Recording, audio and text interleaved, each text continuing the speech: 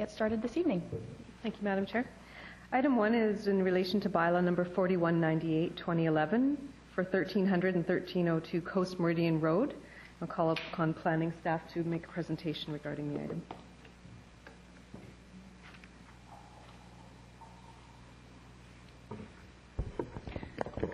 Good evening, Council members. This site is located between Coast Meridian Road and Hollybrook Street, south of David Avenue. The site is designated Large Village Single Family and Environmentally Sensitive Area under the official community plan. Zoning on the site and to the west is RS2, One Family Suburban Residential. Zoning to the east is RTM1, Street Oriented Village, and to the north and south, RS8, Large Village Single Family Residential, and P5 Special Park. The subject site currently has 2 single-family residences. The applicant is seeking to rezone the site to RS8 Large Village Single Family Residential and P5 Special Park to facilitate the development of approximately 15 single-family residential lots and streamside protection areas. Staff are recommending all final readings to Bylaw number 4198. Thank you. Thank you. Are there any speakers for this item? For the second time, are there any speakers for this item? For the third and final time, and any speakers to this item? I now declare this item closed. Next item. Item 2 is in relation to Bylaw number 4196, 2011 for the Austin Heights Neighbourhood Plan.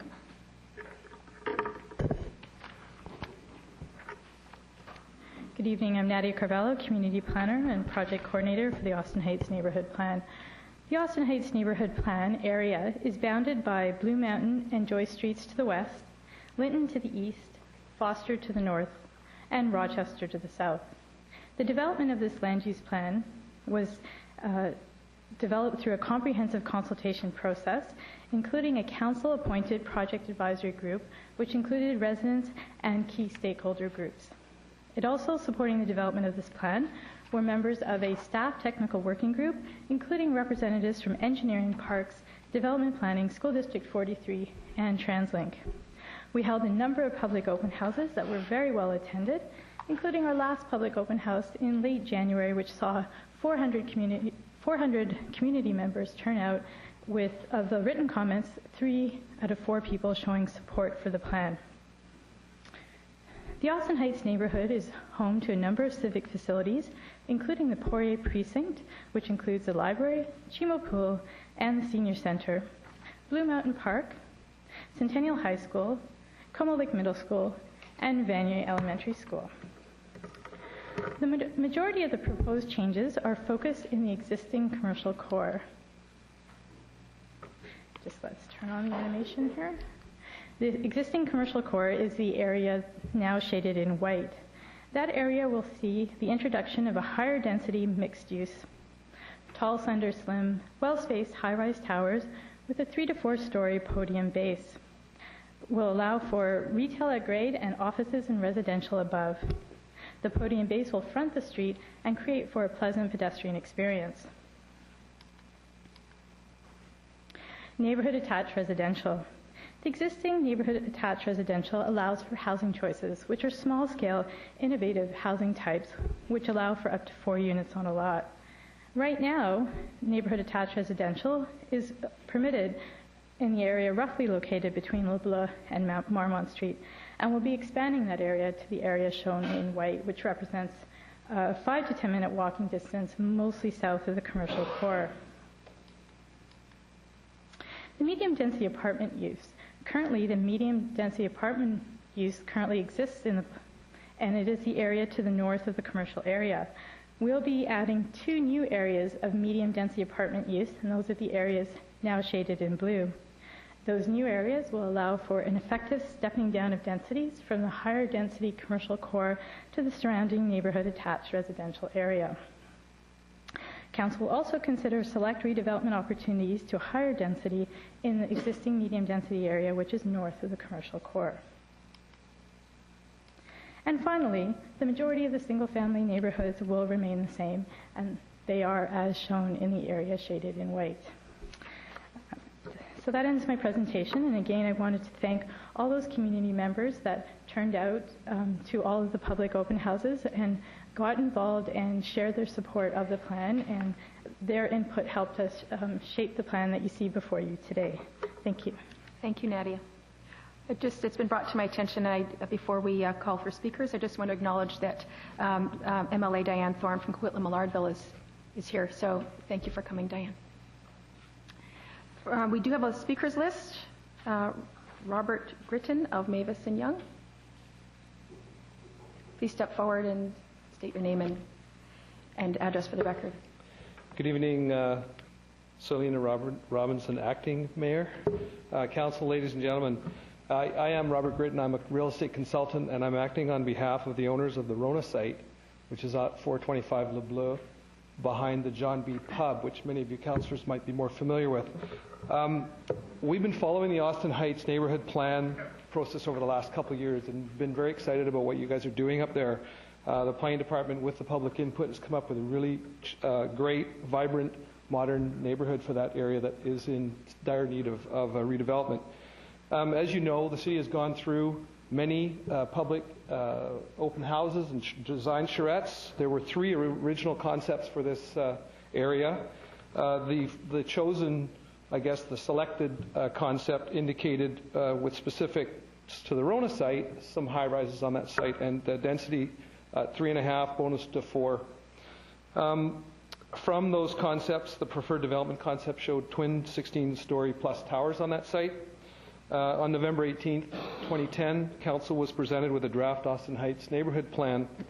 That was the first we saw it, and in that plan, all the height was the same, with the exception that there was some additional towers added on the north side of Austin, east of Marmot, and there was a removal of towers from the Rona site, and indeed a restriction on that site placed with a maximum height limit of 4 stories.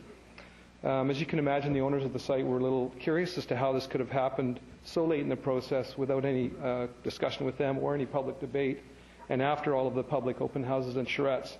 So in order to understand what had happened, we did ask for a meeting with planning, which was granted, and we sat down with Nadia Carvalho and Jim McIntyre.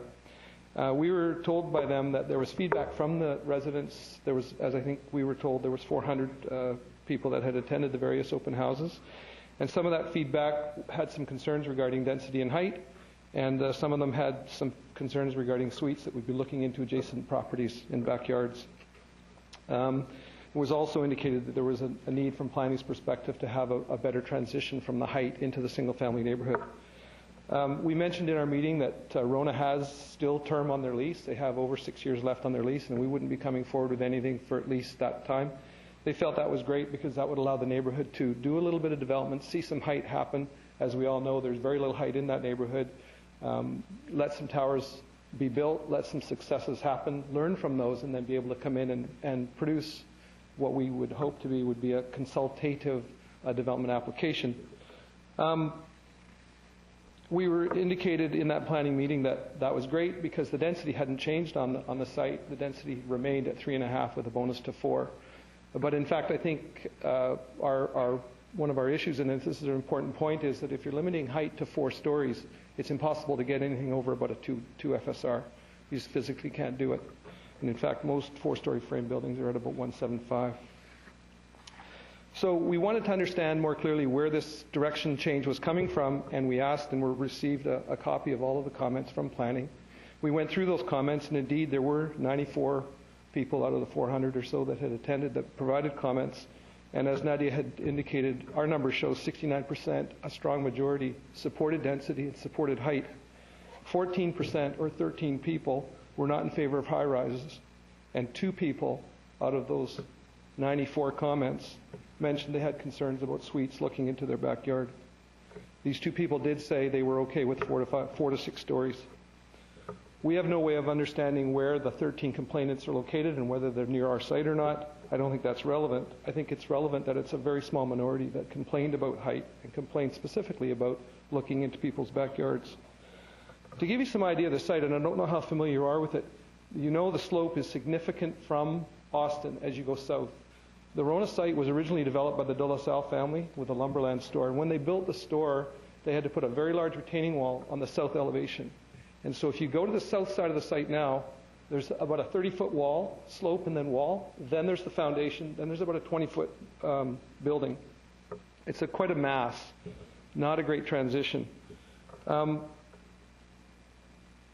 opinion is that if there is a concern about suites looking into backyards, if you put a 4-story building on that site, you're going to put a mass of suites at the lowest height, which would have the direct impact of looking into people's yards or having that impact of shading into those properties. Whereas if you allowed some height and some narrowness, you're going to allow better view potential. I'm not really here to debate the development of the Rona site. That's not the point. The point is we want to leave the opportunity on that site open for debate when the time comes that a development application comes forward. The second point I want to make is that in the plan you'll see that there is actually 3 owners on this property. John B. owned their property, the CRU in front owned their property, and then my clients own the piece on the back. And planning is showing a roadway that would that would separate those properties east-west, and showing retail as a mandatory use on the frontage of that roadway, which would be a block off of Austin, a very short little block all on its own.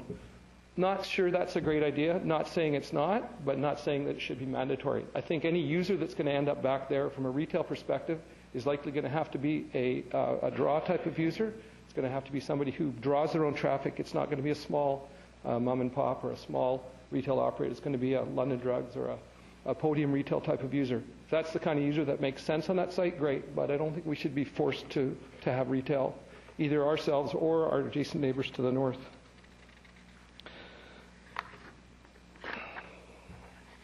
So just in conclusion, and I know I've taken more than my 5 minutes, and I appreciate you not pushing the buzzer. We're not here to debate the development of this site. The site's not going to get developed for a number of years. What we're looking for council to do is to remove the height restriction on this site now. Let it remain in the dense area. Let it come through a proper development process when the time is right, when Rona decides to vacate. And at that time, we can discuss the merits of height, the merits of shading, the merits of view corridors, the merits of podium, what that's going to do to the neighbors to the south. And the second part is not to force retail to occur on the north elevation of the property. And I would argue on behalf of our neighbors to the north, on the south elevation of their property, because I'm not sure that retail would be effective. And I know that in all of your travels in the city, I'm sure you've seen lots of times where retail has been forced to be built and it sits vacant for a long, long time, or ends up being given up for uses that it was never intended for. Thank you. Thank you. Our next scheduled speaker, Edward Enns.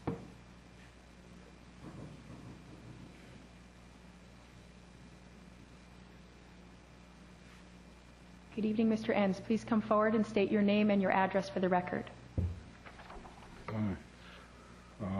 Mayor and council members, my name is Edward Enns.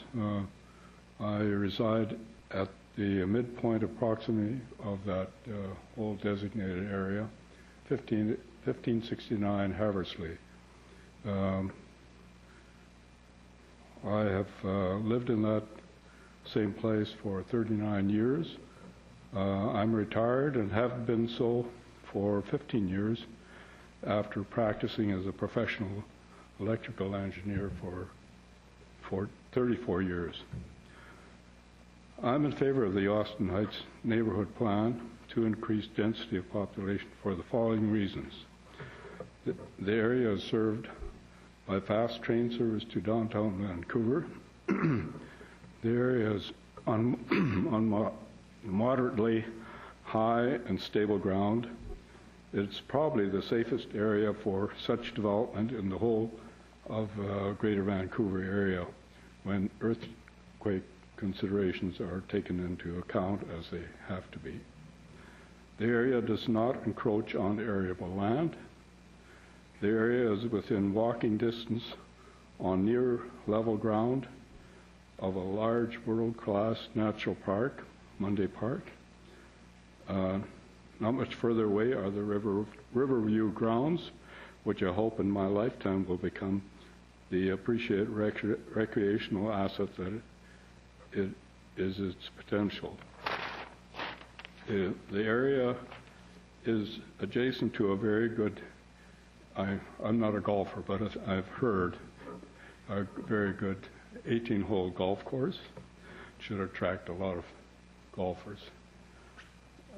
Within the designated area are the following world-class facilities: a swimming pool, ice rink and curling rink, a running track, a senior recreational area, which I participate in, and they tell me it's the best in all of Greater Vancouver.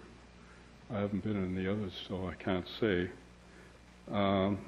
With an outdoor lawn bowling and a bocce field, as well as a library that finally has a roof that doesn't leak. Within the designated area is a high school that is slated to be rebuilt, and ideal ground space for schools that will be required to serve the increased population. Putting more people here will reduce the pressure to develop land that can be used for agricultural. And I think that's a big point, even though it's the last one on my list. In my opinion, it is sheer short-sightedness and irresponsibility to develop arable land. In the same category, I would place the development and redevelopment of delta lands. On top of that, I would add ignorance to that endorsement if such development is considered or takes place. One has only to look at the historical earthquake in San Francisco to see what the potential outcome is of developing delta lands in areas of high-risk earthquake zone, to say nothing about the fact that some of the lands that are being developed in Greater Vancouver area are below sea level, high sea level, and these levels, as we know, are rising.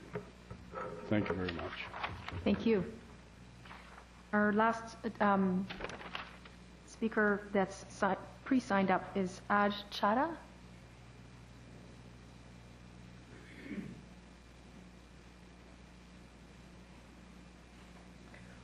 Welcome, and please state your name and your address for the record. Thank you.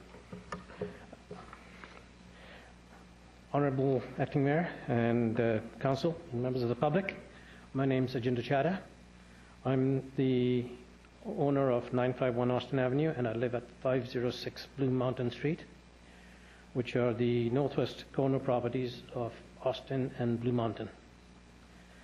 Now, I've lived in this area since 1977, and over the years I've been involved in several discussions regarding how best to use this neighborhood and what's good for the neighborhood in the future rather than in the past. And I'm very, very supportive of where we're going. But I'm going to refer to three extracts from the city documents that are in the public domain, just for discussion, and refer specifically to the northwest corner of Austin and Blue Mountain. What I've done is I've printed out some stuff. Can I pass that around?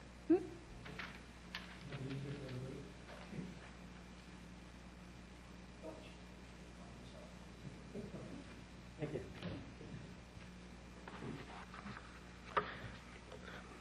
Now, the three extracts that I'm referring to are the land use map, proposed land use map that's up there, the artist's impression for Austin Heights,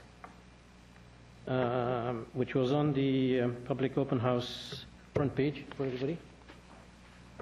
And also, I'm going to refer to the Austin Heights neighborhood context plan that was initially put together last year, which you should all have a copy of now. Now, like I said, for the record, when we were presented with the Austin Heights context map last year, we were very, very supportive of what was being done because it presented a sensible and a balanced approach to development at this intersection, as well as the public input and the approach towards moving into the 21st century. However, the current plan that you've got on the board there now shows that corner of Austin and Blue Mountain, and I'm referring to the northwest corner of Austin and Blue Mountain, with all those areas as being single-family zoning. That's 30 meters away or 100 feet away from a high-density neighborhood center. That just doesn't make sense. And also, when you look at the artist's view on Austin Avenue, and you see all the intensive development, it certainly doesn't make sense to put large single-family lots in that particular corner. So what I suggest is that we go back and look at address the fourth corner in this area, because you've addressed the three corners. And just for everybody's record, the northeast corner is now going to have commercial and high density. The southeast corner is going to have commercial and high density. The southwest is going to have 4-story apartment.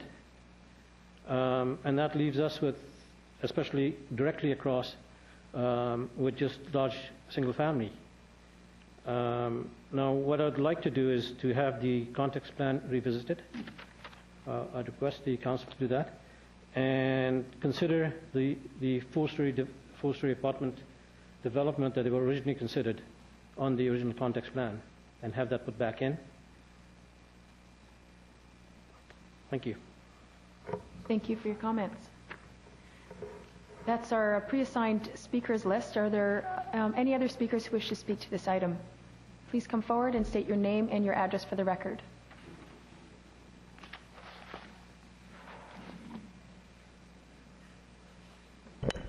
Evening, Acting Mayor and Council. My name is Ken Leroy. I own and live at 969 Pelton Avenue, which is in the area being described this evening.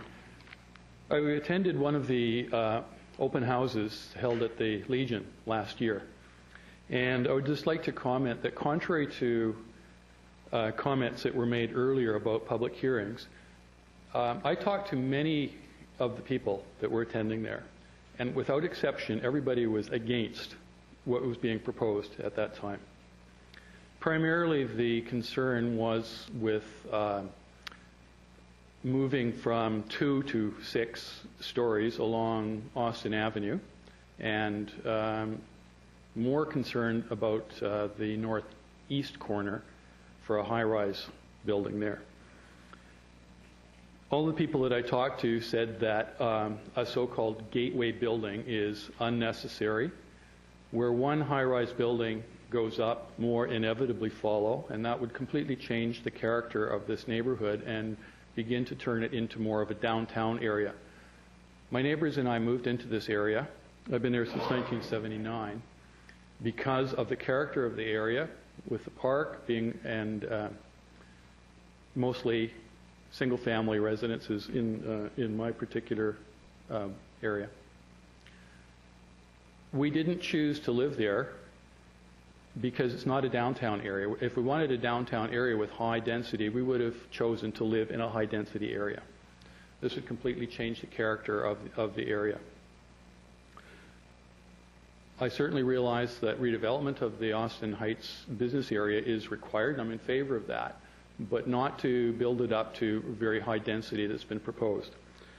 When I was at the meeting, I talked to one of the planners and the planning manager and suggested that instead of the planned or proposed 6-story buildings all along there, that something more like 4 with a combined 1 or 2 commercial below and 2 or 3 residential above would be a lot more appropriate.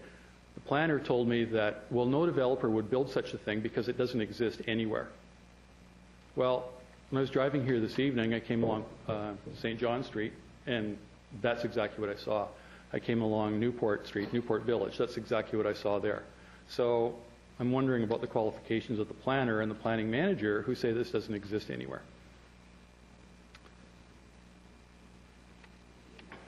One of my concerns, from where I live, I look out towards Blue Mountain Park. I enjoy the view of the numerous trees in the area. If there is a high-rise building put on that corner, the northeast corner of Blue Mountain and Austin, that view would be destroyed. I was told that that building would be easily seen as far away as Como Lake Avenue. And people that far away would be impacted, not just in the area shown here. And I would also just want to wrap up by saying, if any of you own businesses and get feedback from your customers, you know that if there's a negative comment coming to you and suggestions for improvement from one person, that probably represents 10 to 20 other people who are silent on the matter. And I think I'm representing a lot more people here who share my view, and I know all of my neighbors do. I've talked to them. Thank you very much. Thank you. Are there any other speakers to this item? Come on forward, please. State your name and your address for the record.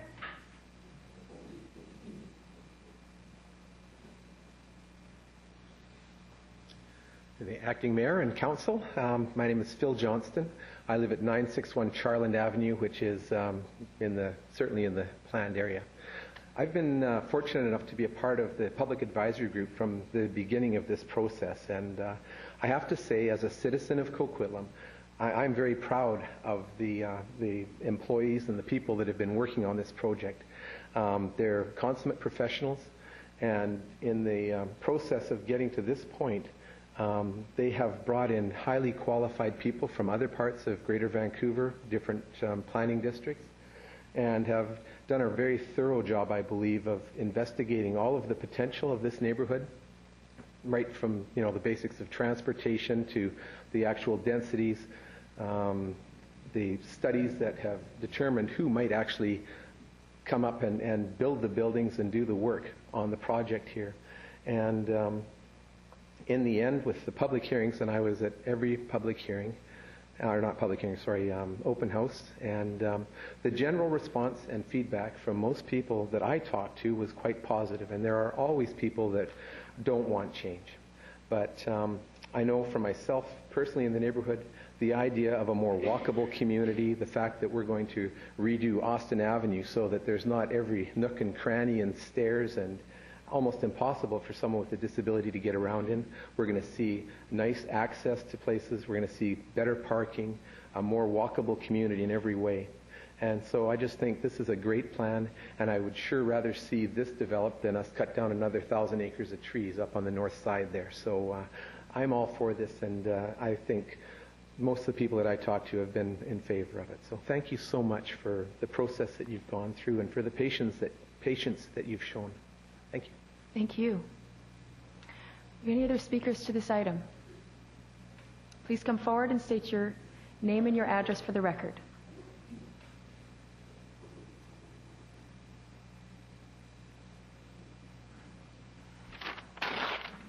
Thank you, Acting Mayor and Council. I'm Don Chorley. I live at 512 Roxham Street, which is in that little northwest area of single-family homes that was referred to before.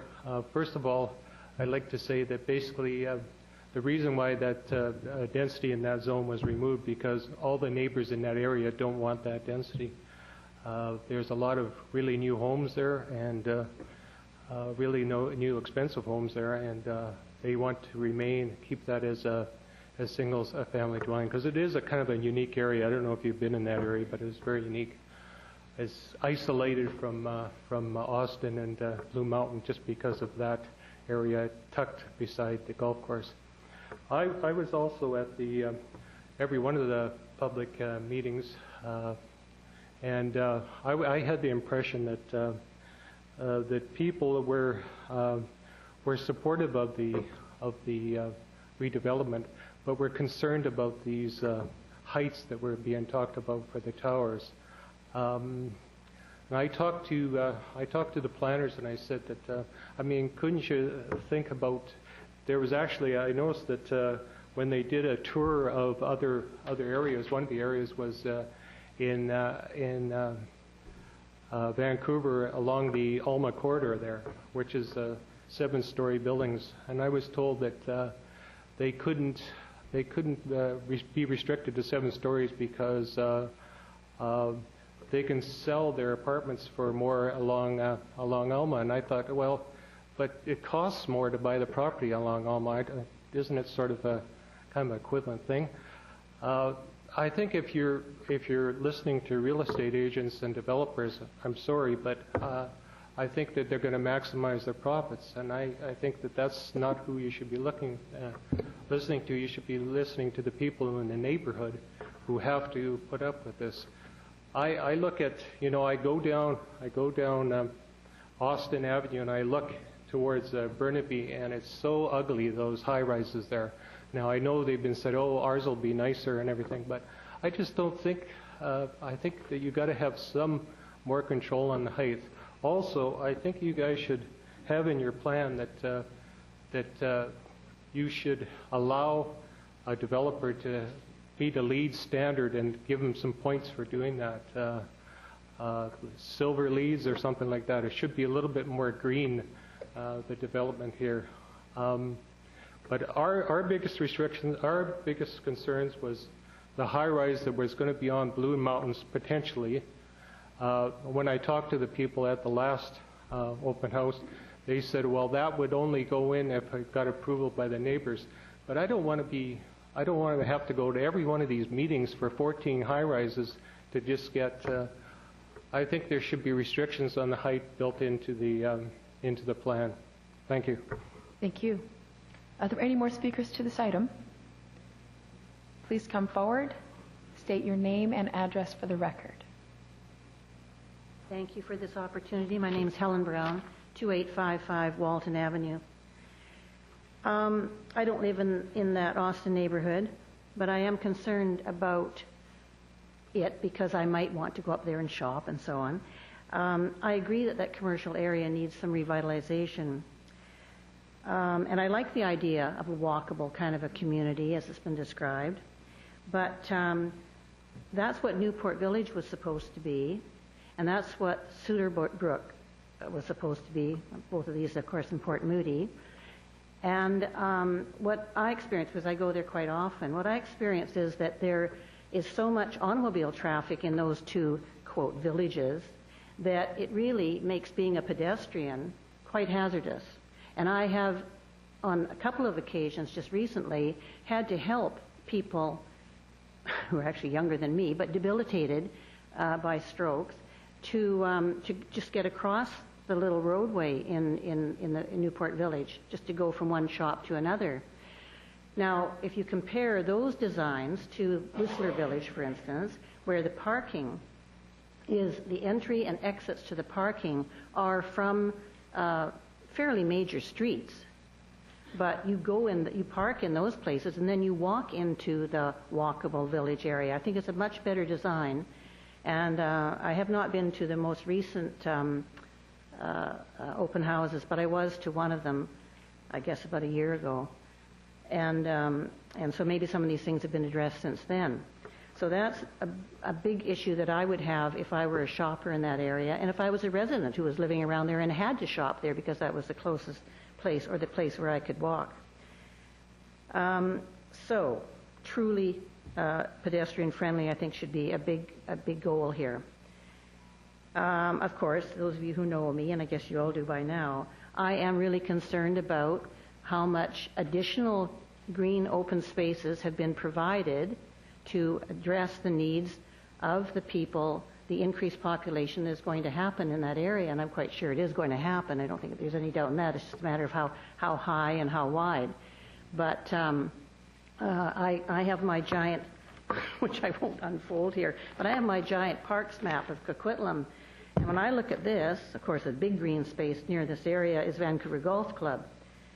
The other one, much smaller, of course, is Blue Mountain Park.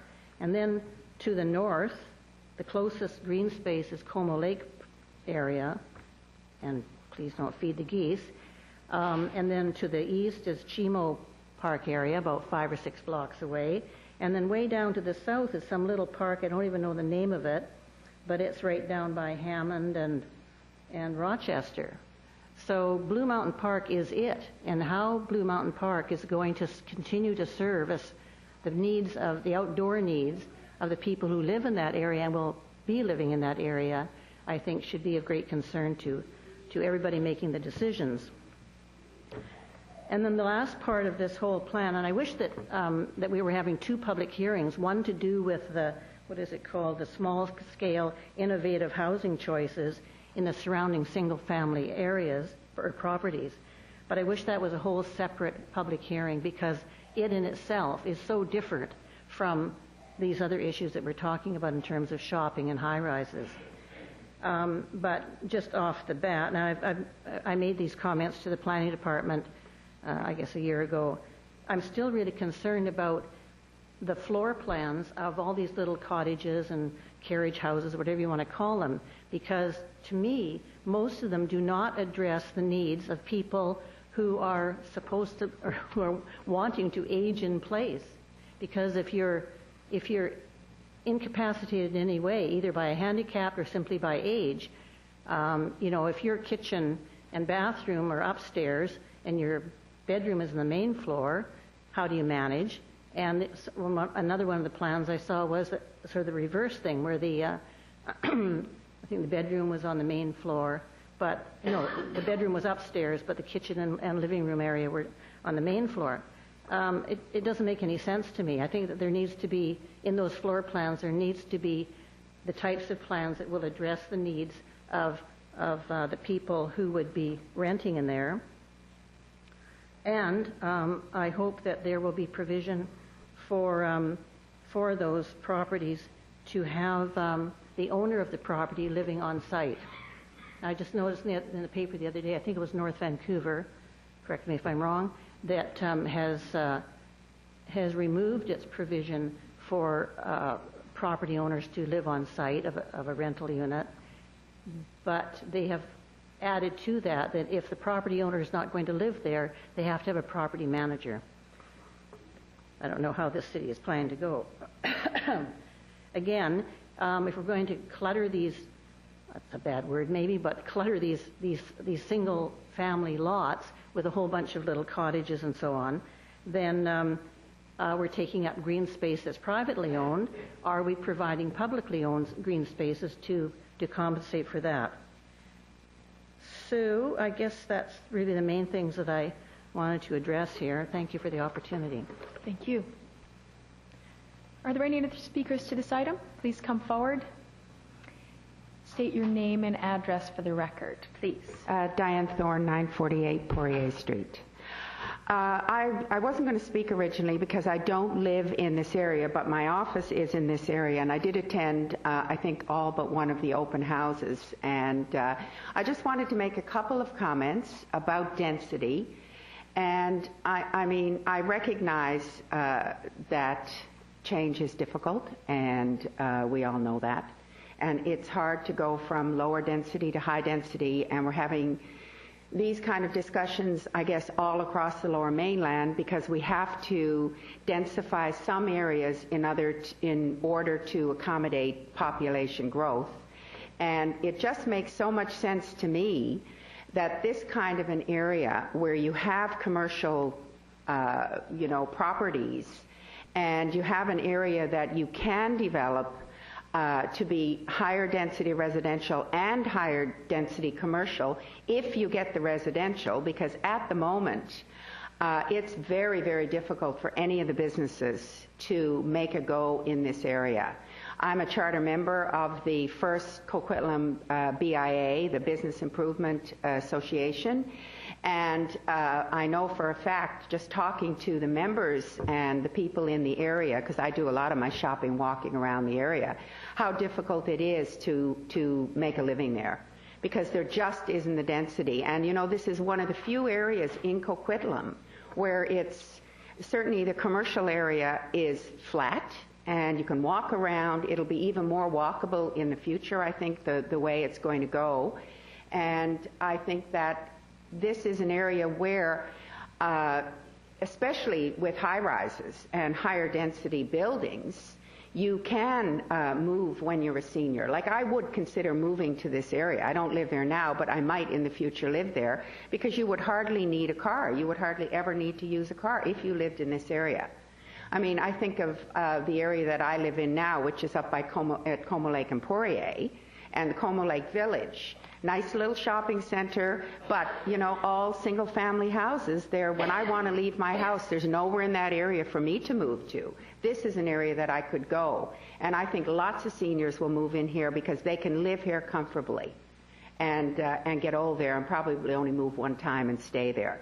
So I think for the sake of if we want this to be a viable commercial area, we have to have more people living in the area who can walk and use the services. And I think for seniors and for, as the last speaker talked about, you know, aging in place, moving there and being able to stay, you're only 2 bus stops away from SkyTrain in 2 directions.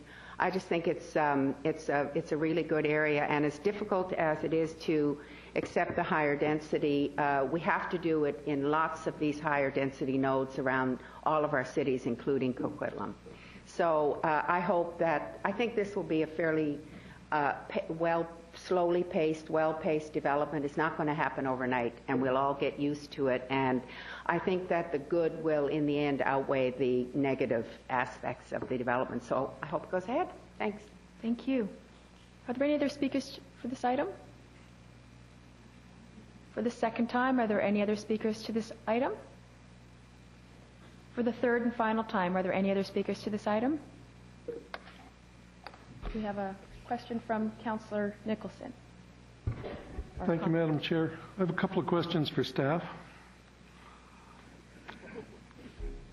Could you tell what, assuming that this neighborhood plan goes forward tonight, what's the status of the property at the northeast corner of Austin and Blue Mountain at that point? Does it qualify for the kind of building that's being talked about there, or is there more process before that could be a reality? And what would it be? Mr. McIntyre. Yes, thanks, Madam Chair. That property, that proposed project is at sort of a very preliminary concept stage. Council may recall they came forward to our Land Use and Economic Development Standing Committee just before Christmas to present an idea they had at that time, though they wanted to just get an initial reaction to that.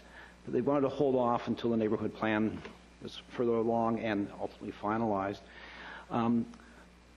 So where they're at right now, it's in a preliminary pre-application discussion stage, and depending on Council's outlook on the neighborhood plan, they would then want to come forward with a rezoning application and a development permit application, and if there's any variances being sought, there'd be a development variance permit with that too. So they'd come in through a subsequent process, including a public hearing for the rezoning.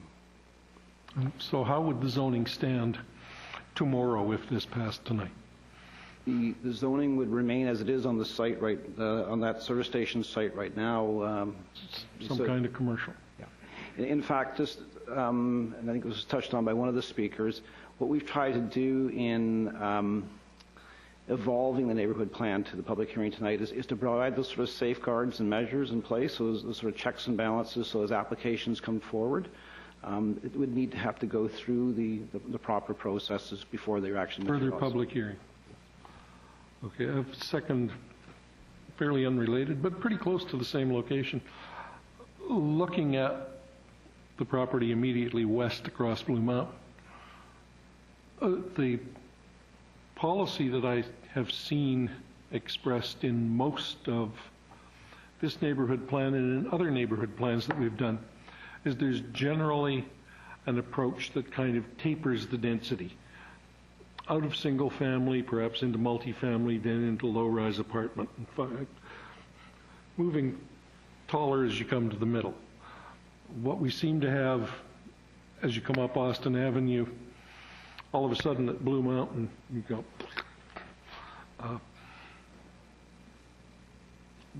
Obviously that's deliberate, but is there a rationale? Is there a reason why that's different from what we see surrounding Austin Heights in just about every other approach? Madam Chair, it's a very perceptive question, and let me take a shot at trying to provide an overall response, but I would ask Nadia, who's been more closely involved through the neighborhood planning process, if she wants to add to that through the various iterations. Yeah, that's a bit of a challenging corner. You come up the hill, if you're approaching from the south, say from Lougheed Highway, coming up Blue Mountain, and you get to that corner where to your right down Austin is sort of the gateway to sort of the heart and the commercial core of the Austin Heights Village. And I think that's because, because of that entry location, I think that's why the proponent's looking at that northeast corner site, the former Shell station site, is looking at some sort of landmark type of development to sort of signify that corner. The other corner right now is a service station that's likely to remain that way for some period of time. The southwest corner is an interesting combination of a long-established church, I think with some social housing in behind the large parking lot. So it's established institutional uses, residential uses there. The northwest corner, there's a number of things happening there, and I think one of the speakers pointed out is kind of an interesting little pocket, a little enclave tucked up between the golf course and two major arterials, being Blue Mountain and Austin. There's some lands further to the west there, right immediately adjacent to the golf course, rather recent, rather attractive, rather upscale single-family housing. Some of the properties a little further to the east, like along the Blue Mountain corridor, I think over time we've seen a number of applications come forward, maybe not with this council, but the previous council, for some duplex rezonings in there. There's been some issues around that. I think the initial thought had been, and just as Councillor Nicholson pointed out, that the general principle of a transition, of a smooth gradient from the high-density high-rise out towards the established single-family neighborhoods. But that's not a law. It doesn't apply perfectly and everywhere. So I think there had been some thought initially about some sort of multifamily transition on the west side of Blue Mountain. But that drew some concerns and complaints as well. And so I think in the end, the thing had been, let's just recognize that pocket as being predominantly single family, and that should be respect what seems to be a pretty established use there. Perhaps in the fullness of time, there might be another look at that, but that's not the key area. We should be more focused on the heart of Austin Heights. So, Nadia, is there anything that you'd add to that, please? Thank you, Jim. I would just add that the four-story podium that provides the base to that tower will also provide that kind of effective transition as well. And I think, Jim, you covered all the other points. Thank you. Thank you. Any other Thank questions? you. That's it? I'm done, thank you. So I called, I think, for two. So for the, I guess, can I do the third and final time? Or do I have to start over again? Third and final time. Any other speakers to this item? I declare this item closed. Next item. Item 3 is Bylaw number 4199-2011, the Southwest Coquitlam Area Plan and the Lougheed Neighbourhood Plan. Staff will be making a presentation.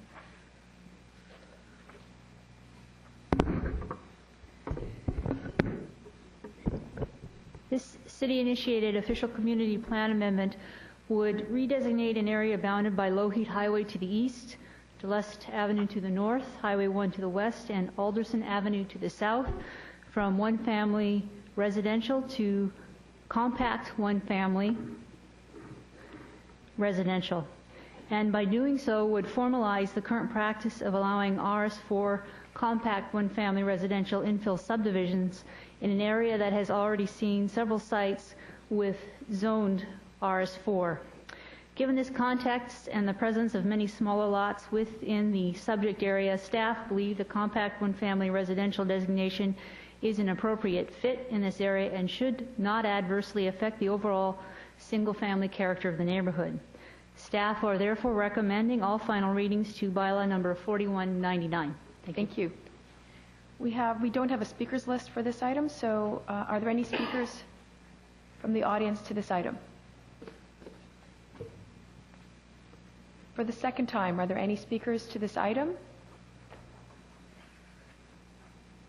For the third and final time, are there any speakers to this item? I declare this item closed. Item 4, bylaw number 4197-2011, in relation to properties located at 604, 606, 608, and 610 Como Lake Avenue.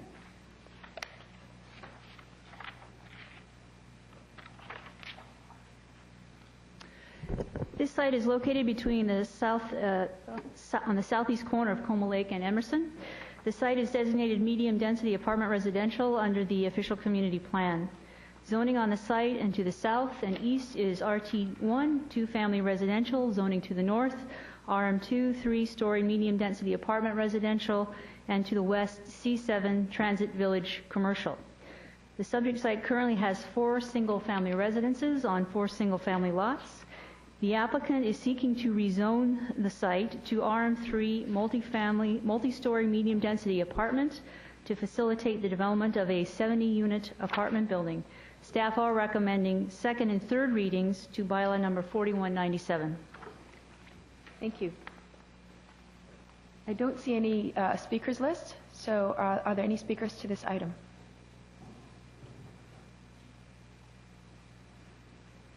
For the second time, are there any speakers? Oh, please come forward.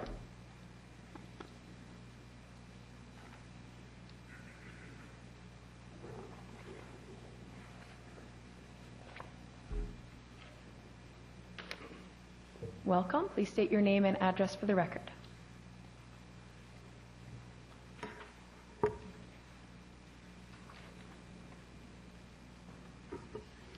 I'm Don Violet, 640 Clark Road. I'm Doreen Hyam on Chapman Avenue, Coquitlam. I'm here to speak on behalf of the Coquitlam Community Association. We are here to support this development. We've had several meetings with Mosaic Developments over the past many months. They've addressed all our concerns, from storage lockers, roof design, parking, for moving vans in a space that'll be used for a basketball space, not when it's not moving days, to residence parking spaces, visitors carpool spaces, and if feasible, actually having carpooling working there. We're also surprised to see there's so many parking spaces being so close to the proposed rapid transit development. The Coquitlam Community Association would have supported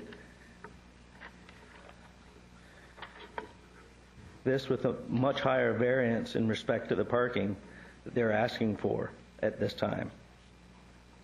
We were also a bit surprised to see that it is only 4 stories high, again, because it is so close to transit, as well as a proposed 31-story building.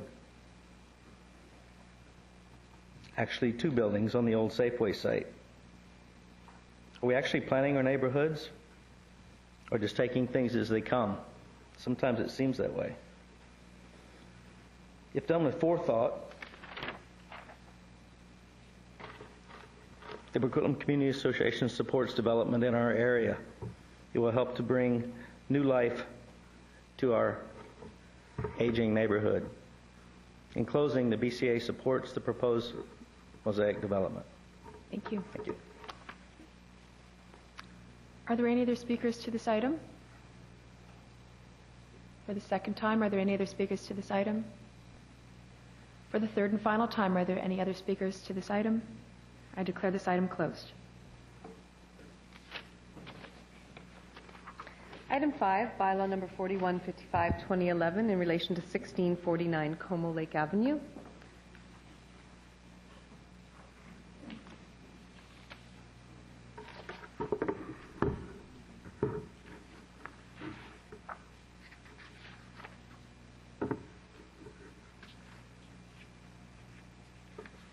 Your acting worship and members of council, my name is Michael Dhaliwal, development planner with the city of Coquitlam.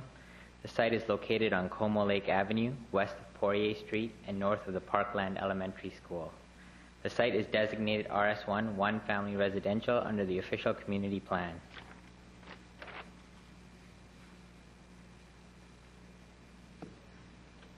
Zoning on the site and to the north and west is RS1, one family residential. Zoning to the east is C1 local commercial, and to the south is P1 civic, institutional. The site is currently not developed. The applicant is seeking to rezone the site to C1 local commercial under policy CC14 of the Southwest Coquitlam Area Plan, which states council may consider rezoning sites with adequate access directly onto a collector or arterial to C1 local commercial and areas not designated for commercial use.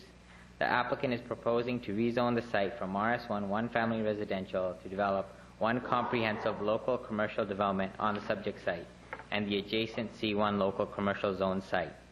The two sites would be consolidated and share one access. Staff are recommending all final readings to bylaw number 4155/2011. Thank you. We do have a speakers list, so I'll invite Arno Mattis, architect for the applicant. Please come forward.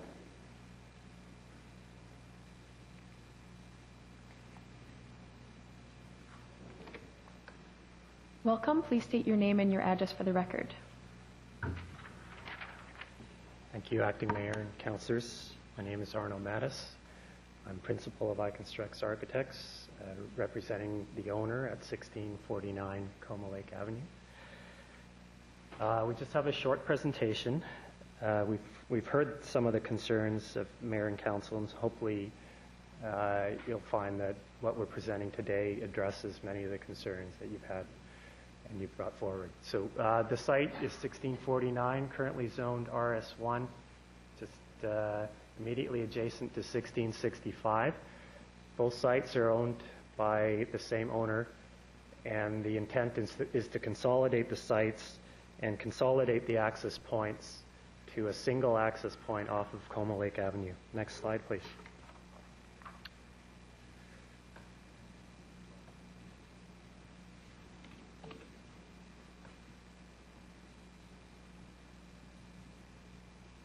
So just a brief history. The owner purchased this RS1 site in February of 1990. The home was demolished in 2004, and after that period, the site was used primarily to support a landscape retail use all the way up to December 2010. The adjacent site had an operating grocery store on it until 2004, when that business ceased operations. And after that period, there was a series of listings, which are summarized at the bottom of this slide, 4 different attempts to sell the property, with a recent listing that's current and active. So our hope is to reposition this property to allow a development to go ahead with much needed services in the area. The owner actually undertook an informal survey of the area in 2 different periods. The first period was April 14th, 2007. And the owner is happy to answer any questions regarding these surveys, but it was a door-to-door survey. 24 homes were approached, 17 answered. Of that, the result was that 14 of the 17 supported the idea of having a commercial use on the RS1 lot. Many actually already believed that the site was zoned for commercial use. 2 were neutral, and 1 was opposed. There were some concerns around the idea of perhaps additional traffic and loitering associated with the 7-Eleven or liquor store on the commercial site. The most recent survey was done on 19th of March. It was a much broader survey. 50 homes were surveyed, 25 successful contacts, 11 written responses, which we've submitted to councillors. 13 supported the rezoning application, 3 opposed, and 9 neutral. Next slide, please. So we understand in the previous package and even in the package that you've seen today, there was a single building being proposed on the site. What we're actually proposing and what had been brought forward was another option that wasn't presented. So this is actually our preferred option.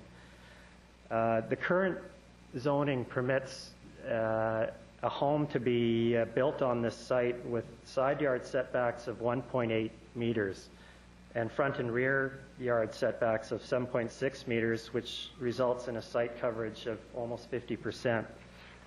Next slide, please.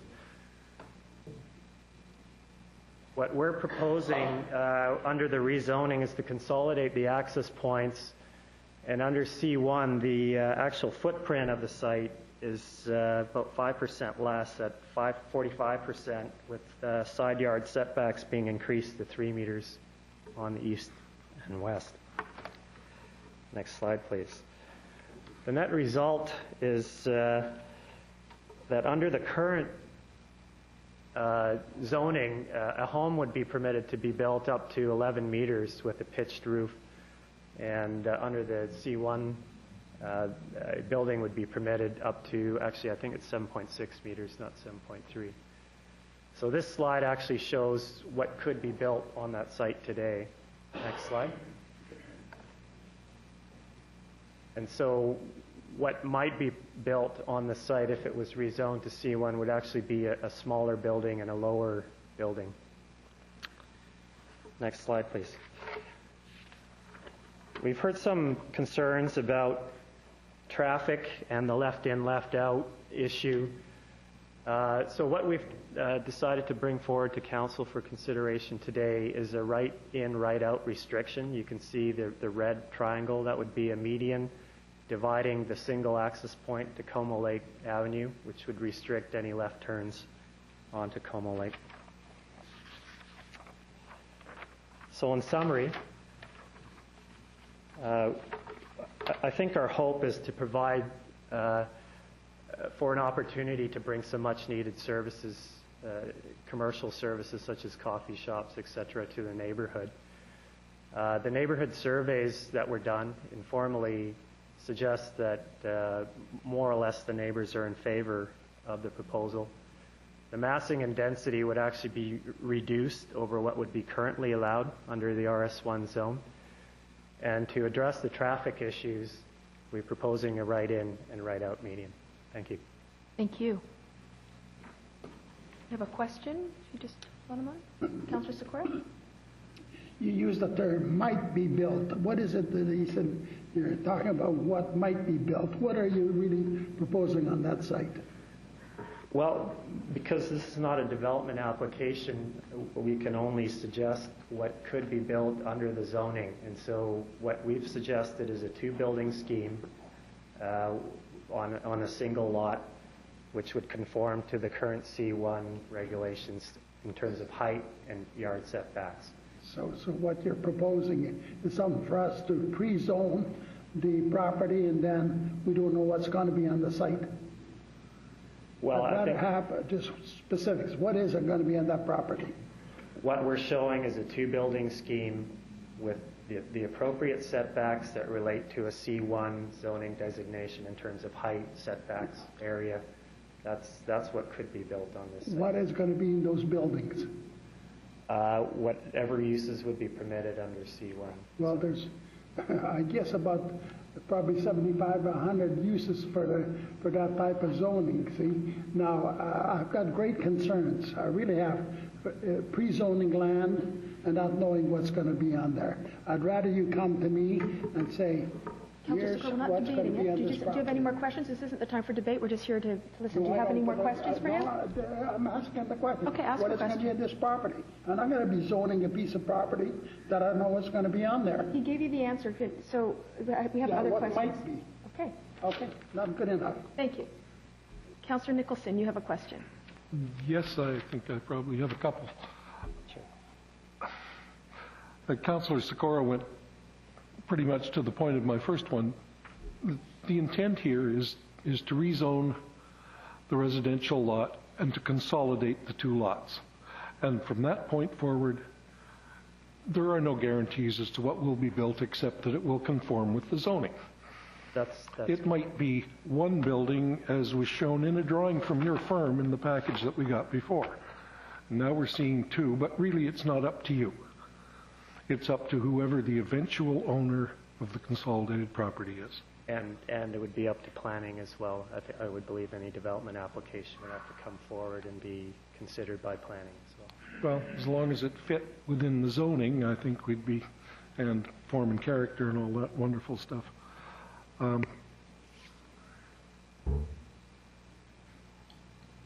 Okay, my other question was going to be that I was surprised that we didn't see an improvement to this drawing when it first came forward with the report from staff that said this doesn't fit the C1 guidelines.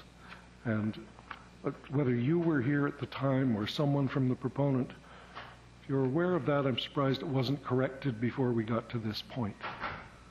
But that's simply a comment, not a question.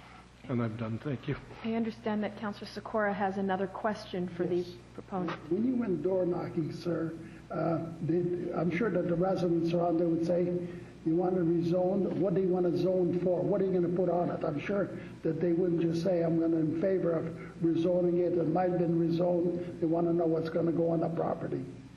Was there any of those? I think the concerns that were raised were liquor store or a 7-Eleven type of use. I think the favorable uses that we're seeing as being very supportable were uses such as coffee shop, things that can be immediately accessible to the neighborhood, pet food store, landscape supply, that kind of thing. Okay, thank you. No other questions around council, so thank you very much. Thank you. We have two other speakers that have signed up to speak. Next speaker is Jerry Stewart.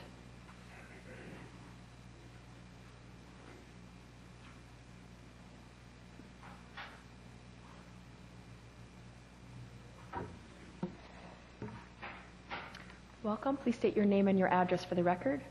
My name is Jerry Stewart. I live at 1640 Spray Avenue, immediately to the north of proposed rezoning property. Lived there since April Fool's Day 1972. I have two documents. I'm not going to waste everybody's time with the first one. The first one I put together and presented to each one of you people by bringing it to City Hall. So it's quite a detailed document, and you can peruse it at your leisure. But I thought you might like to put a face to the product. So I have a couple of more positions here.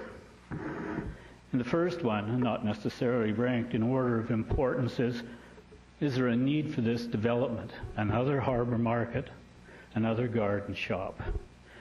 The need is not there. There's 6 other stores in the area. There's 2 on Como Lake, one about the 1300 block, and Soupy's down at Como Lake and Robinson. There's one on Gatensbury, there's one on Schoolhouse, and of course there's the Como Lake Mall, just 2 blocks east. The owner of the property is a Mr. So. Mr. So has allowed, when the store was up and running and the garden shop particularly, allowed numerous bylaw violations, in fact paid for some of them. Some bylaw violations, parking on the proposed rezoned lot, he encouraged and permitted parking on there so that people who were going to the garden shop would have a place to park.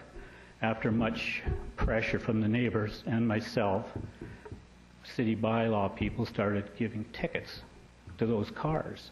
And when a person came out of the garden shop, there's a ticket on his car back into the garden shop. Eventually, those worked back to Mr. So.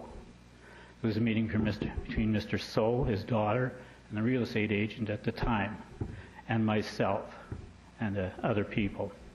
One at the real estate agent's office downtown, one here at City Hall with a functionary of some sort. What they wanted was us to stop complaining about the parking lot violations until the end of the plant season, and we'd work on something from there. They didn't have a plan, so we said no to it. I have a real estate friend who says my property would be worth $20,000 more if there was a house like there used to be on that residential property. If you're going to rezone anything, what I think should happen and could happen, rezone the commercial to residential and let a normal development take place there, 2 houses.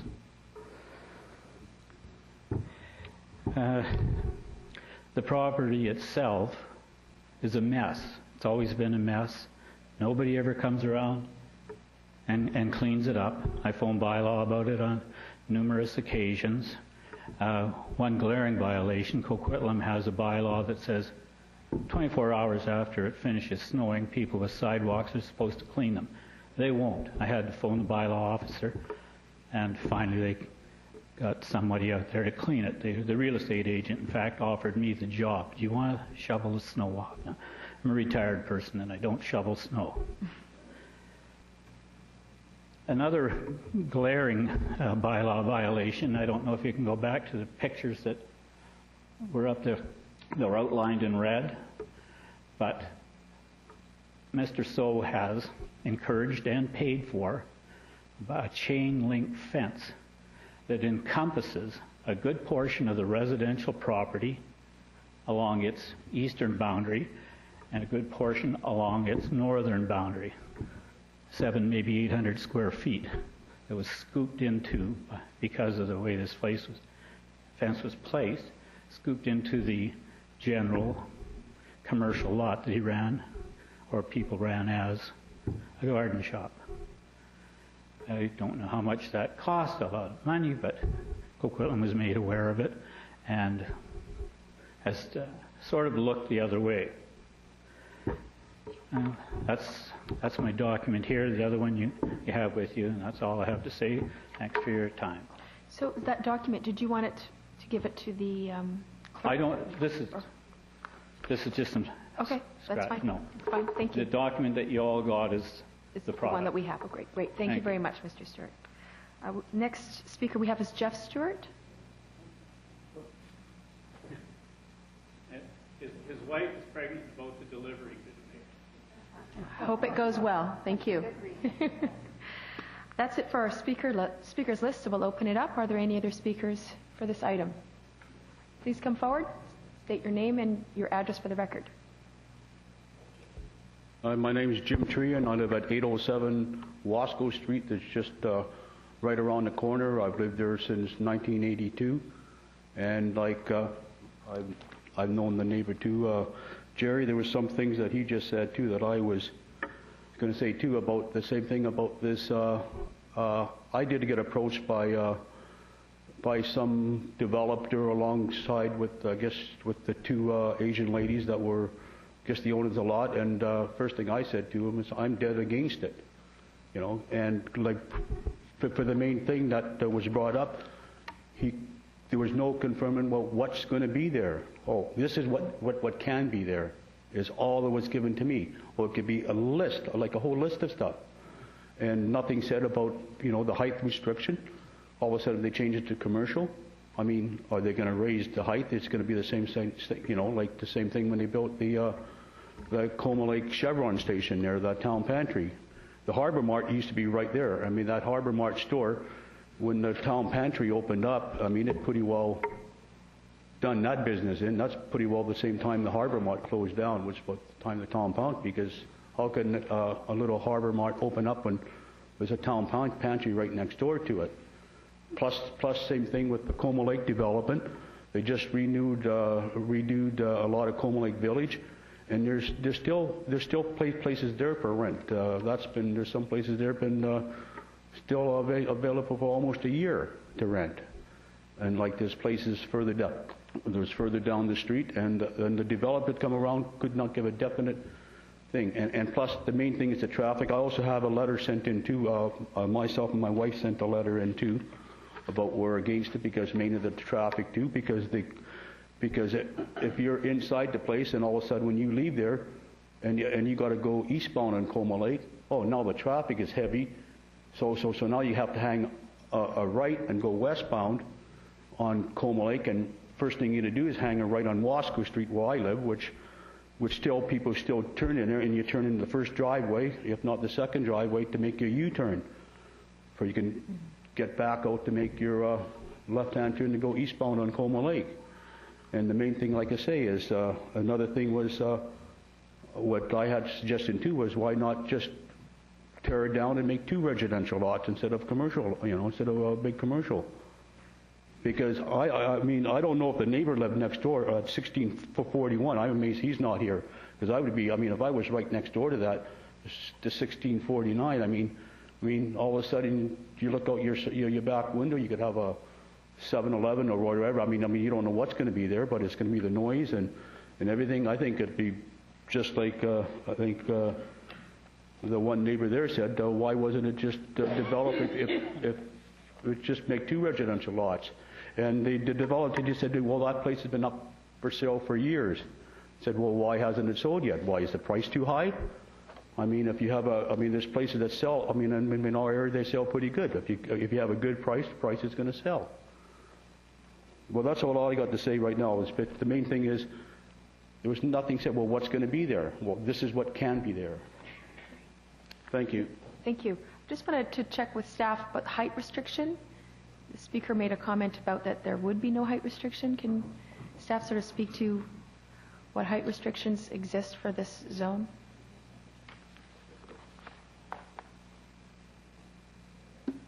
Yes, Madam Chair, the C1 zone has a height restriction of 7.6 meters. Great. Just wanted to make sure that we all have that information. Thank you.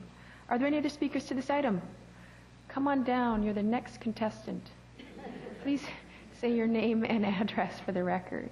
I always want to say that. Yay. Acting Mayor and councillors, my name is Pauline Higg.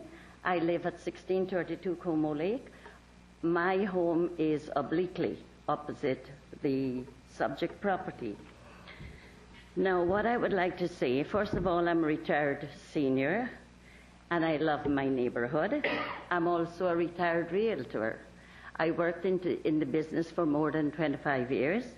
And first and foremost, I think the older ones, the seniors, including myself in the neighborhood, we are concerned about the value of our houses, properties going down. And as an experienced retired realtor, I know it will affect the value in a negative way. So that's number one, but that's not the most important. The most important to me is this property is opposite a school, Parkland School, and I back onto that school. Many mornings when I'm having my coffee, parents drop off their little ones there, well, young ones, right? It's the lower school.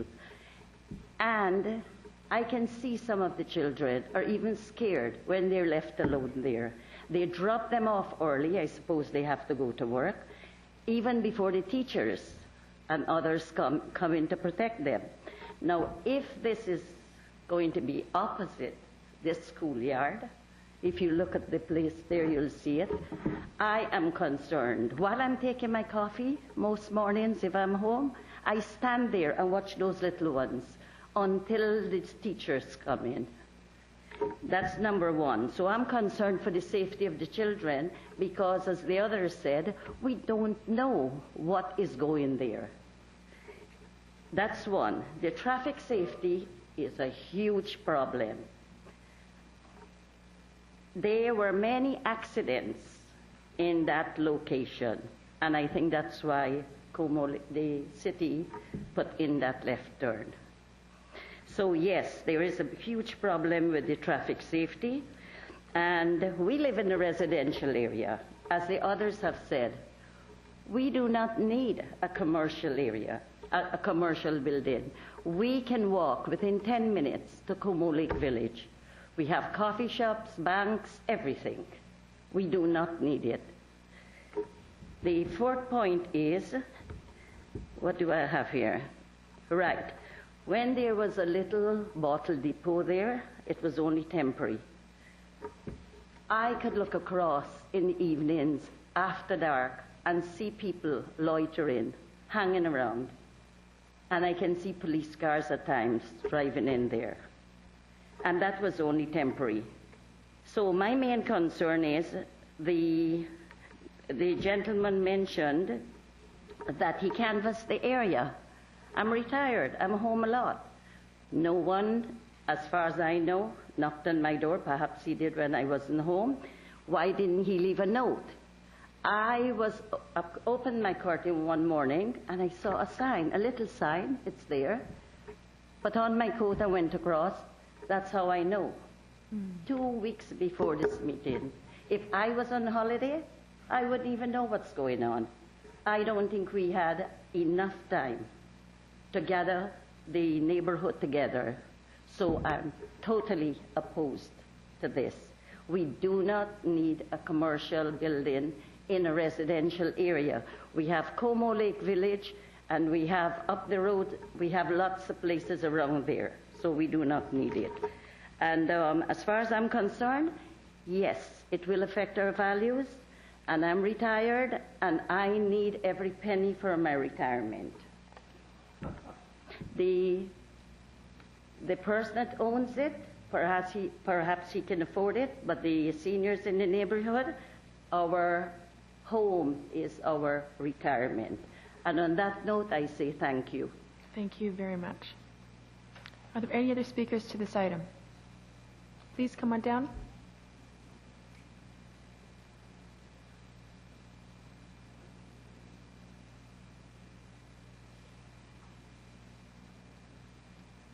Please state your name and your address for the record. Good evening, everyone. My name is Christina Weckeser.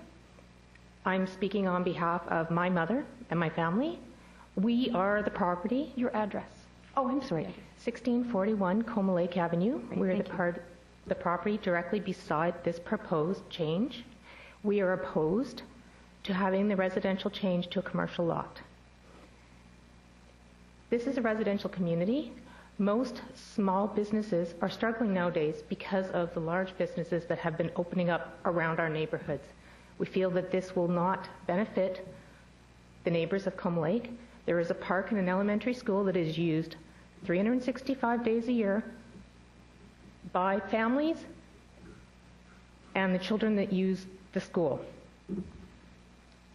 So I think the rest of the people that have spoken have pretty much said what we all believe too.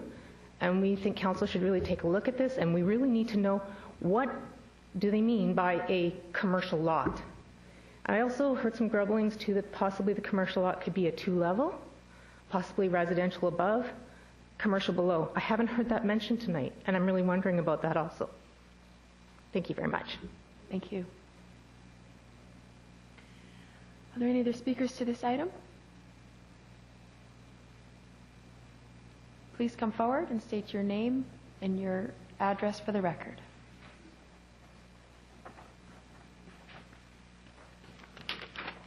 Good evening, Acting Mayor, members of Council. I'm one of those realtors looking to maximize my own interests here. No. I have been attempting to market... Your name and address for the record. My name is David Carney, sorry, Selena. And your address? Number 301 at 2980 Atlantic Avenue. Thank you. Coquitlam, thanks for that. I'm here representing Mr. and Mrs. So, the owners of the property. I was engaged to assist to sell this property for them some 4 years ago. I've been party to all of the listings that you were proposed earlier, your update on those properties. We've attempted to sell the property in question as a single-family lot. In a 4-year period recently, I sold 4 addresses on Como Lake Avenue, residential resale properties. And I can tell each of you that it's an extremely hard sell, selling a property on such a busy thoroughfare. And in each case, there was a property discount of somewhere in the range of $40,000 to $50,000 per each of those 4 sales. So I feel I can comfortably comment on the viability of a residential property there. First of all, we've tried with no response.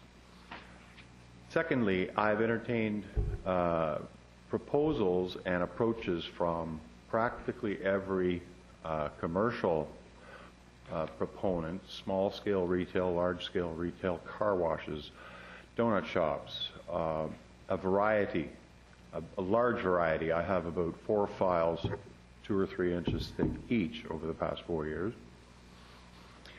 And the challenge is a catch-22. It is a classic catch-22 in that if you have the 10,000 square foot C1 lot, which we currently have, and it has an existing structure on it, and that structure, make no mistake, could be refurbished and refit and serve under the limited selection, Mr. Sikora, of items available under the C1 zoning. I'd like to clarify that under the C1 zoning in Coquitlam, it's not 75 uses, sir. I believe you're thinking about the C2 zoning, which is much broader in scope. But C1 is in fact restricted to kind of a community commercial, including laundromats, barber shops, and beauty shops, sale of cameras, beverage container, return depots as an accessory business, retail general grocery store, and a list here that I won't go through. But it's much less broad in scope as to suggest that a zoning to C1 would open up completely the unknown. No, it's a very restricted list. Okay. However, with the 10,000 square foot lot there in place, we're not able at this time to successfully achieve a redevelopment proposal that makes sense for the area, for the community as a whole, because the footprint is too small. It doesn't allow for adequate parking and access and egress from a single lot, and it becomes economically unviable. That's just a reality of it. Attempting to sell the property for a residential home, once again, that's been tried, and there's no objection to taking that route, except it really isn't economically feasible. And it's not about holding out for too much money or any such thing as that.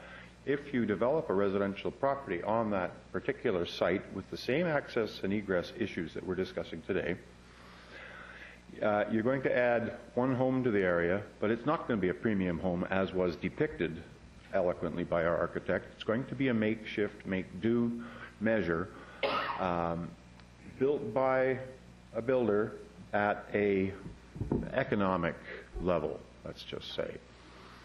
So what we're proposing here today is another attempt to take a solution and move forward.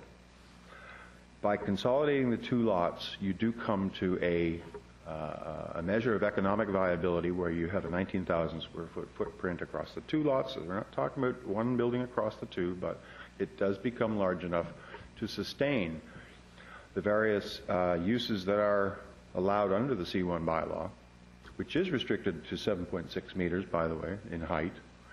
And it does allow, it always has allowed for a residential component above a commercial usage. But my clients are not developers. The purpose to so boldly ask for a blanket rezoning, as it's been characterized, is really not to try and pull the wool over anybody's eyes, but to allow a qualified proponent, a qualified developer, to come forward with their good plan and then file a DPA with the city and then move forward from there. So it's a question of coming up with a solution moving forward in the community.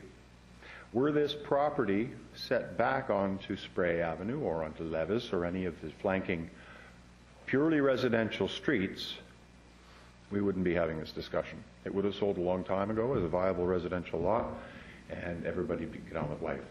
But we're here with this proposal for you to try and reconcile the catch-22 and move forward. Thank you.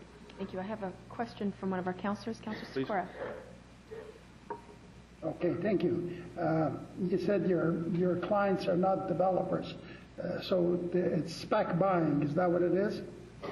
No, sir. Excuse me. It wasn't spec buying.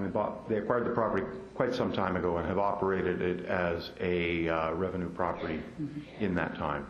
Okay, so to me, I'd feel much more comfortable with the zoning if I know that there's a broad difference between certain zonings. But even if there was, in the zoning that you're talking about, if there was only 30 uses, okay?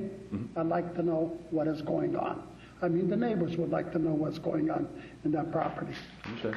Very, very simple. Any other questions? We have another question from Councillor Nicholson. Thank you, Madam Chair. Mr. Kearney, it's been a few minutes, so I may not have what you said exactly correct. I think you said you had, in the past few years, sold 4 properties on Como Lake Avenue. Yes, sir. Residential resale property. And in each of them, you said there was a $40,000 to $50,000 discount. Yes, sir. And I guess my question to you is, does that not mean that you have a pretty good idea of what the fair value of a residential property on Como Lake Avenue is? I think characterizing it as a discount is perhaps inappropriate.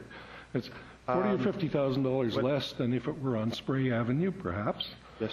But that's the fair value on Como Lake Avenue, and that's the unfortunate truth.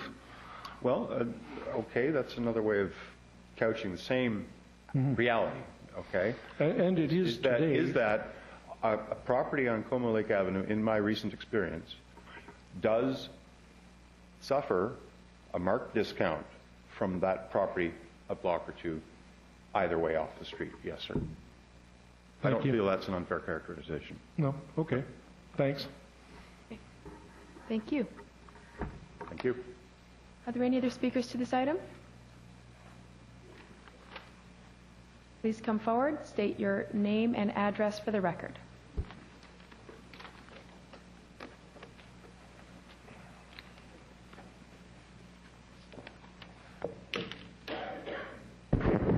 I'm Margaret Weckesser. I live at 1641 Como Lake, adjacent to the 1649 property, and I agree with everything that the people have said.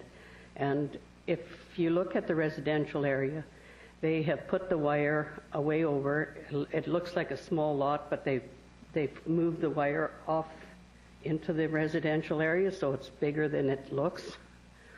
And maybe people looking at it haven't realized this. And we don't need more commercial. The Como Lake is a freeway, night and day. Just ask me. I'm up half the night looking at traffic. So if you think we need more business there, you're wrong.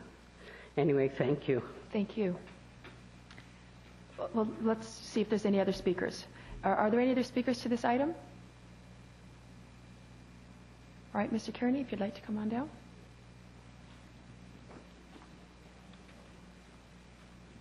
Thanks. You know my name and address, right? We know it. Okay. Sorry, just to respond to that last point, it's true there exists a chain link fence across and into both of the properties, but it's false to suggest that that has been mischaracterized or misrepresented to any potential buyer. In fact, I took my own spray can of fluorescent paint. I'm not a surveyor, but I know approximately where the property line lies, and I have demised the property with a spray bomb for the clarification to anybody who's interested. And in the last couple of tenancies and occupancies of the property, those tenants were restricted to the lands lying within 1665 Como Lake Avenue, and they did not cross into that other property. We're very mindful of legal conduct on the property. Great. Okay, 2 clarifications for you. Thank you. Thank you. Any speakers for this item? Please, actually, you need to come on down, but we have a new speaker first. Oh, you didn't repeat as well. Are there any other first-time speakers? All right, then please come on down.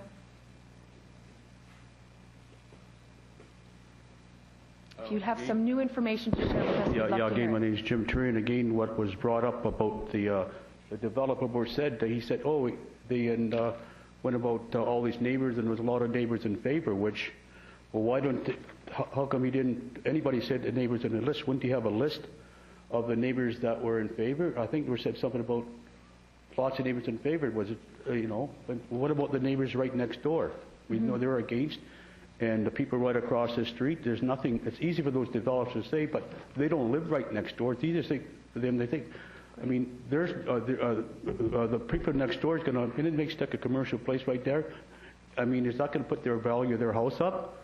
Likely, if they try to sell it, it's going to put the value of their house down. And basically, like I said, when they went around the canvas of the neighborhood, I think the neighborhood should have a vote on something like this. I don't know how it goes, but if this person comes around and said, oh yeah, a bunch of the neighbors were in favor of this. I mean, I went through the same thing a couple of years ago when this neighbor behind me chopped off the roof off of his garage and put up a thing and without permission. And we tried to get that through council. And we had problems, but I think, this developer said, oh, I had a whole list of, I canvassed the whole neighborhood, 50 houses, and they're all in favor of it, which I find, which is wrong. Why couldn't he produce the list of who's in favor? Of course, we know the neighbor at 1641, that's going to depreciate their value of the house right now. Like you say, we don't need it. Thank you. If you'd like to come forward. We're looking for new information. If you have some new information to share with us, that would be most useful.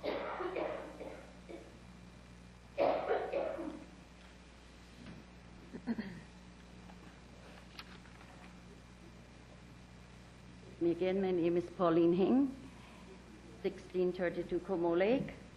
And as the realtor just said, the value is about $40,000, approximately less than the private streets.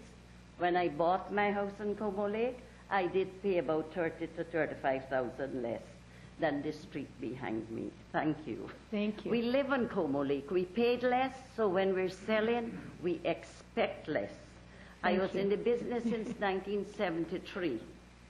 Thank you very much, Pauline. Are there any other speakers to this item?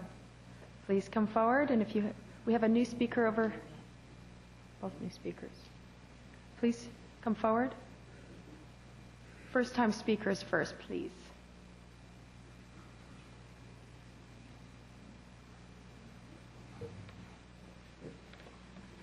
Your name and address for the record.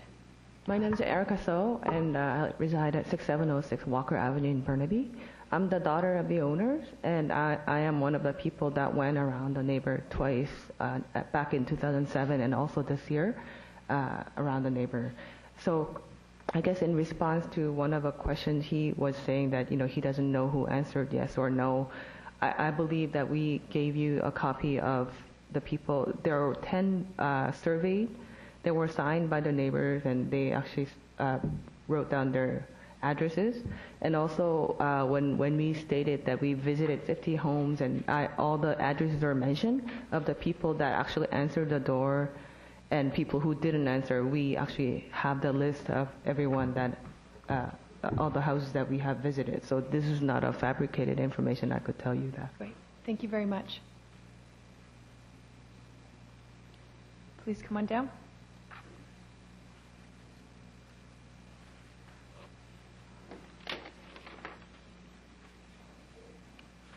Mr. Stewart. Hi, Jerry Stewart again.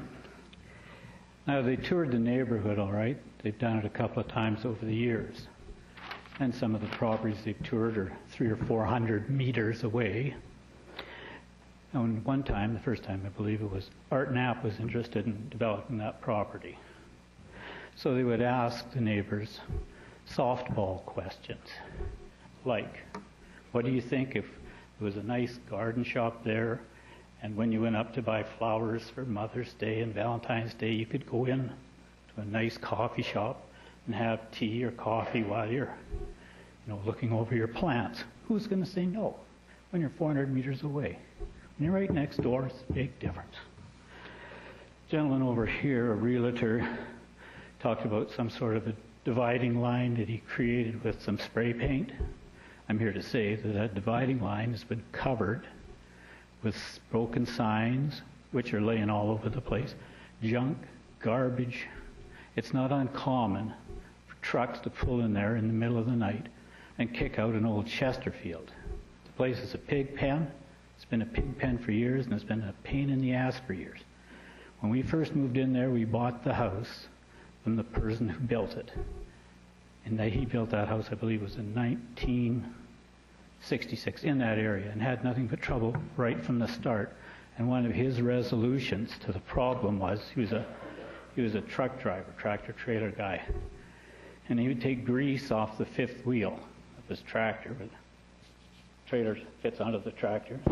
That's the fifth wheel, and he would smear it over the top of the fence and put oil over the top of the fence. and that was to discourage people that would come up, cut through my yard.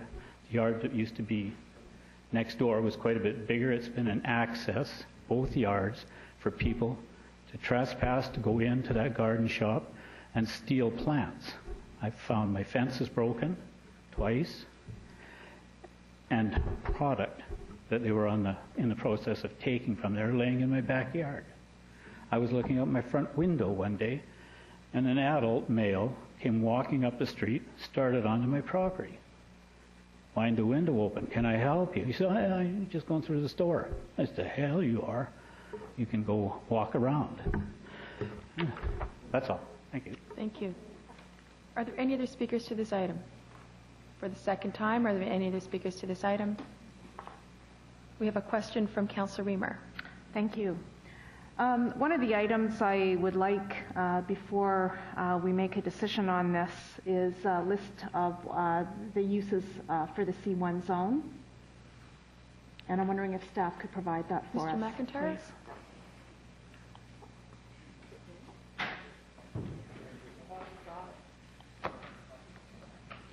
Is it in our packages? In our package? Whereabouts?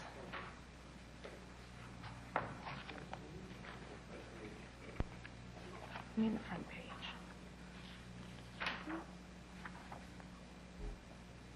It's actually on the... I don't see it. Oh, it's... there it is. It's on the screen. Thank you.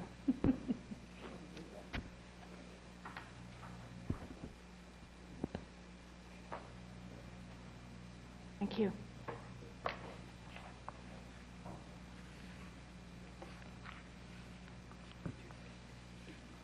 Let's hear from staff. Yes, Madam Chair. Just to quickly go through the permitted uses, as indicated already, it is the most limited commercial zone in terms of narrow type of uses, appropriate for residential, essentially a residential location. So it's a bit of a glare, but commercial uses are limited and do not include drive-in businesses. So within commercial uses outside of drive-in businesses, we can have grocery stores, especially specialty food retail, and that is cafes, delis, ice cream parlors, fresh meat, fish market, bakeries, etc. Personal services limited to laundromat, dry cleaners, tailors, shoemakers, shoe repair, hair salons, barbershops, etc. Retail sales of flowers, Christmas trees.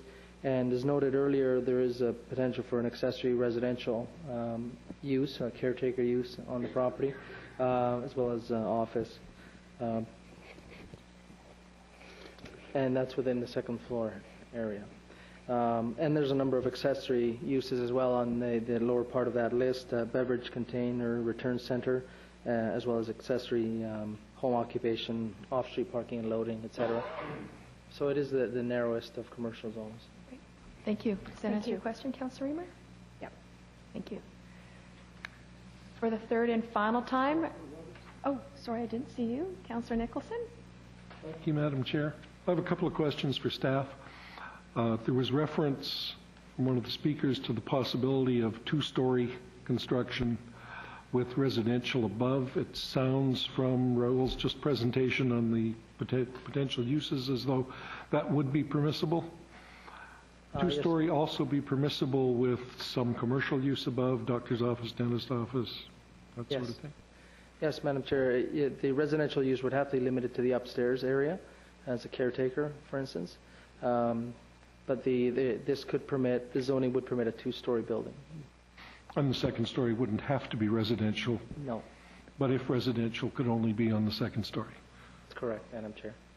Great. Thank you. And the second question is, we heard about right in, right out to relieve the left turn issue.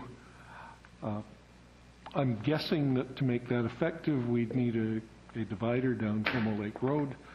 I don't know whether traffic has commented on that. I noticed a comment in an earlier, sorry. So right in, right out, fine. Who would pay for the improvements to Como Lake Road? Mr. Aloiva? Madam Chair, the applicant through the development application process would be paying for all frontage improvements, including any channelization for right-in, right-out control. So they would, as part of the building of the project, they would pay and build all of the perimeter services, including the required driveway. There is no room for a median, and that's according to our engineering department. There is no room for a median along Como Lake Avenue in terms of being able to prevent the left in, and that's the purpose for the need for, or expected need for a channelization or essentially to control a right-in, right-out condition. Okay, and that would happen at the development stage someday in the future when we know what's going to be built there. That's correct, Madam Chair. Thank you. Thank you. And we have another question from Councillor McDonnell. Thank you. I believe that's the line out in front there on the road is a double solid line right in front. It's illegal to turn left there anyways. It's going to have to be a right in, right out. So whether it is, or what we're talking about, it has to be that way anyways. Is that correct? Yeah. Madam Chair, that is correct. Of course, the raised median would be the most effective, knowing people's behaviors, but yes, it is not a permitted left turn in. Okay, thank you. And Councillor Sikora has a question. Okay. So on that property, if it was combined at the properties, what is the FSR on that property? What would the FSR be? Mr. Aloiva, do you have that?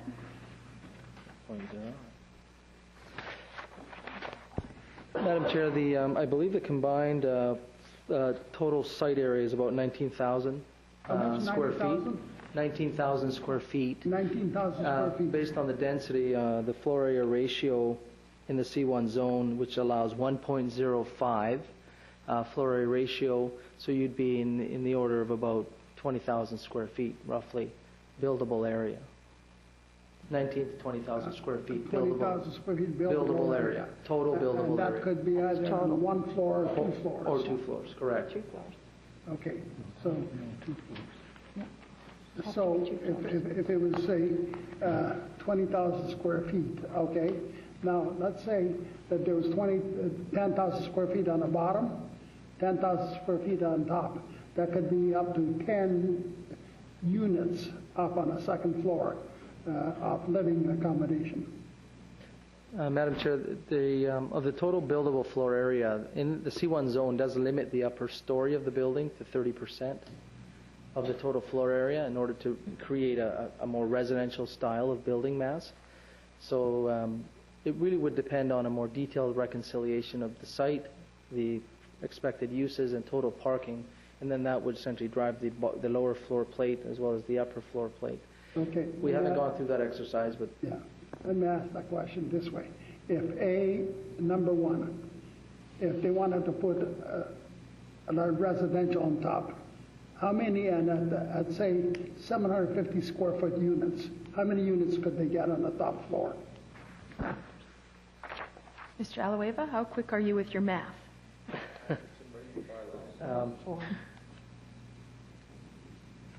Okay. Let me just, is there a limit on that?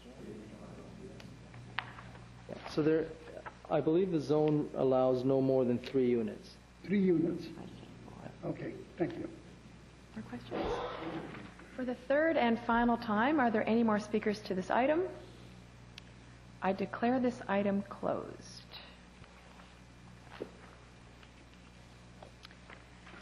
That concludes the items on the hearing agenda. Thank you. We're going to take a few moments to switch over to a regular council meeting to consider the items from the public hearing. So just please give us a moment.